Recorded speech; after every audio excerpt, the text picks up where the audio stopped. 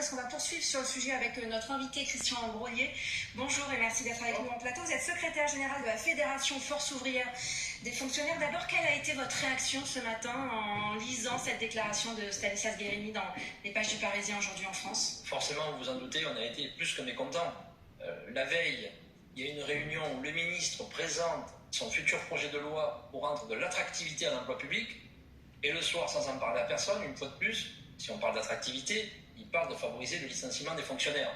Donc on ne peut être que mécontent, vous en doutez. Alors on va venir sur le fond, mais vous dites une fois de plus, c'est une méthode que vous dénoncez? Oui, c'est une méthode qu'on dénonce parce que ce ministre, depuis quelque temps, passe son temps à faire des annonces par voie de presse.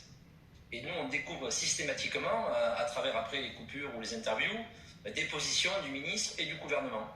Donc, où il a le courage de dire « je ne veux plus de dialogue social », et après tout, ce sera au moins la position claire et nette. Si on veut du dialogue social, on ne fonctionne pas comme ça. Alors, sur le fond, qu'est-ce qui vous choque dans le fait de pouvoir licencier un fonctionnaire qui ne fait pas bien son travail? Mais le problème, c'est qu'il n'y a rien qui nous choque. Sauf qu'on a l'impression d'un seul coup que ça devient un objectif. Il faudrait en licencier plus. Nous, on est plutôt satisfaits de se dire que si les fonctionnaires ne sont pas plus licenciés, ça veut dire qu'ils font bien leur boulot.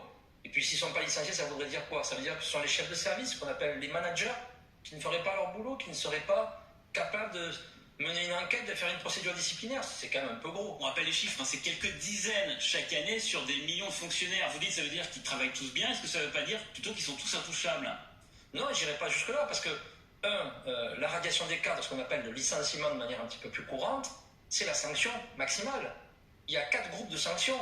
Ça va bien sûr de la plus légère à l'avertissement, ça va aussi sur des suspensions, parfois jusqu'à 3 mois sans ça. Donc il y a beaucoup plus de sanctions disciplinaires que la simple insuffisance professionnelle dont parle le ministre.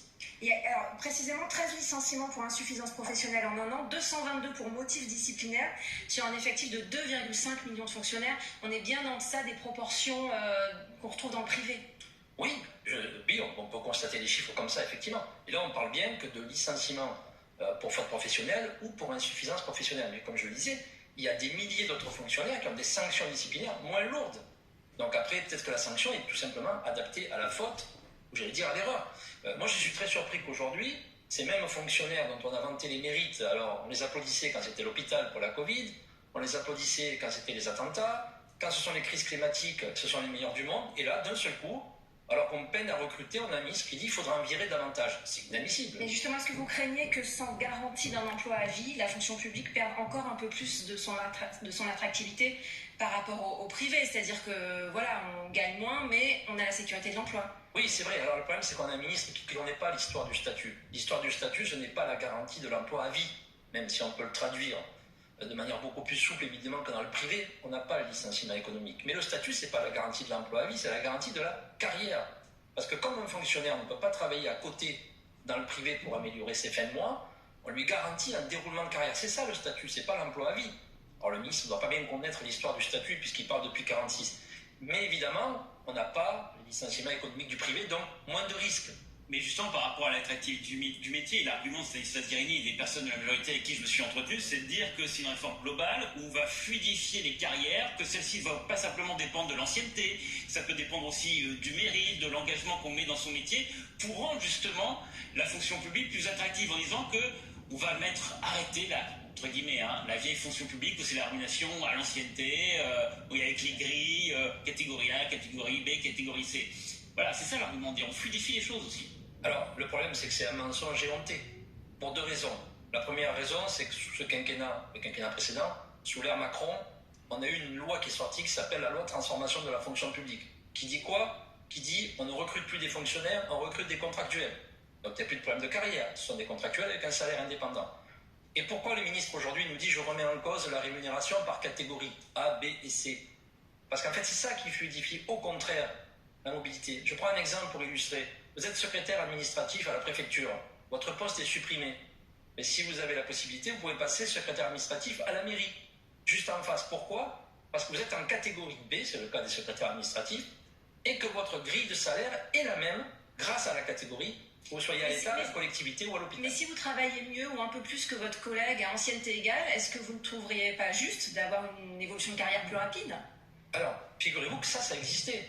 Et que c'est sous le gouvernement de Hollande qu'ont été supprimés ces mécanismes qui permettaient de reconnaître, entre guillemets, l'investissement professionnel on pouvait changer d'échelon un petit peu plus vite, etc. Il y a déjà aujourd'hui une part de la prime qu'on appelle le complément indemnitaire annuel qui est lié quelque part à la performance ou à la manière de servir. Donc ces outils existent. Donc c'est pour ça que cette présentation, en fait, c'est l'arbre qui cache la forêt. Le ministre devrait être courageux et pour une fois nous dire: Monsieur le maire a annoncé 30 milliards d'économies en 2 ans, je n'ai pas d'argent, donc je fais croire que je vais en payer quelques-uns mieux au mérite. Vous nous avez parlé en début d'interview de cette réunion qui a eu lieu hier avec le ministre de la fonction publique. Vous n'y étiez pas, personnellement, pourquoi? Force ouvrière n'y était pas pour une simple et bonne raison, c'est que tant que le ministre n'aura pas le courage de nous dire j'ai un engagement budgétaire, et là on peut discuter de revoir la grille indiciaire, on peut discuter de revoir la manière de rémunérer, mais le ministre nous dit qu'il n'a pas d'argent, il nous dit année blanche sur les salaires en 2024, et Bruno Le Maire a annoncé 20 milliards de réduction de la dépense en 2025. Donc autant qu'ils nous disent qu'il n'a pas d'argent, qu'on arrête de nous faire croire qu'on met du vernis du dialogue social pour faire passer des mesures du gouvernement. Puisqu'on parle de réunion, est-ce que vous confirmez l'information que Force ouvrière a demandé un rendez-vous à Gabriel Attal et l'a obtenu? Oui, nous serons reçus à la fin du mois. Je confirme. D'accord. Donc vous passez au-dessus de M. Guérini, c'est ça l'idée? On passe au-dessus de M. Guérini, oui, bien entendu, mais en réalité, le vrai patron des fonctionnaires, tout confondu, de l'État, de la territoriale, de l'hospitalière, parce que je rappelle qu'on est 5,7 millions d'agents, seulement 3,8 millions qui ont un statut, tout le reste sont des contractuels, des contrats aidés ou des militaires. Le vrai patron des fonctionnaires, c'est le Premier ministre. Et nous, on aimerait bien qu'il s'exprime, justement, parce qu'on entend beaucoup Bruno Le Maire se prendre pour le ministre de la fonction publique avec ses annonces de réduction. Finalement, M. Guérini qui ne peut qu'appliquer ce qu'il peut après les annonces de M. Le Maire. Donc, on souhaite discuter avec le Premier ministre. Vous y allez avec un cahier de doléances bien rempli? Oui, on y va sur plusieurs sujets. Je veux dire, on ne peut pas féliciter les fonctionnaires et leur implication dans tout ce qui se passe dans la société et considérer que c'est à eux de payer le quoi qu'il en coûte. Donc, on est notamment sur les salaires et les carrières, on a des grosses demandes. Christian Grolier, secrétaire général de la Fédération FO des fonctionnaires, merci d'avoir répondu à nos questions.